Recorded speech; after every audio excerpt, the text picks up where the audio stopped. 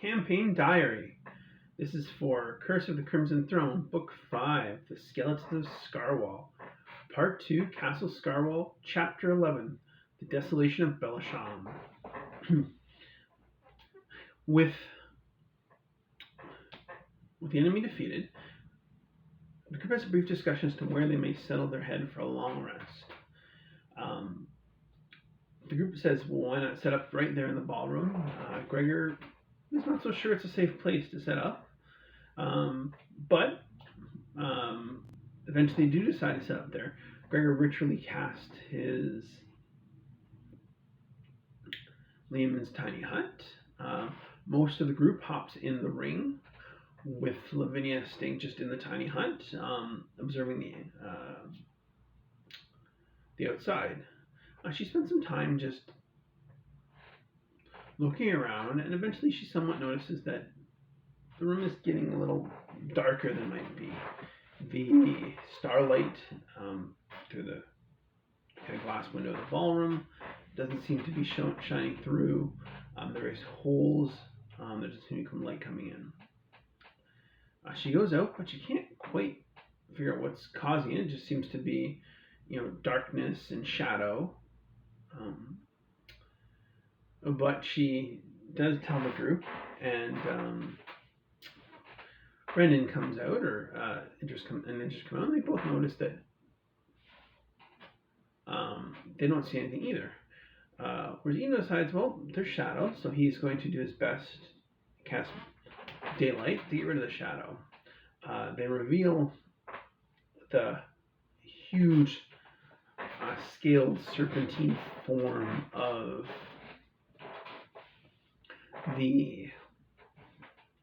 what they assume is the umbral dragon Bellasham floating upside. They also notice what appear to be 6 or 7 of the skeletal defenders of Scarwall, the Minotaur skeletons, as well as 2 spirits of some kind. They're not certain which. With this, the group moves quickly to attack, while some of the others get out of the tiny hut. First strikes miss the one Bellasham. He unleashes his mighty breath weapon on the group. With the living shadow, necrotic shadow, just searing away elements of flesh. Lavinia and Gregor attempt to, fire at the dragon with both magic and arrow, not being too successful in that attack. Brendan uses one of his last turning attempts left to use Serenray's power to drive away the skeletal warriors, and he's successful in that. Idris Idris attempts to fire a sling at one of the spirits, successfully striking them. As a result, the spirits move to surround him and Lavinia, the 2 people that are out and disposed. They don't do much initially, and in fact, one of the spirits manages to lock Lavinia with his gaze and paralyze her with fear. At this point, the dragon descends upon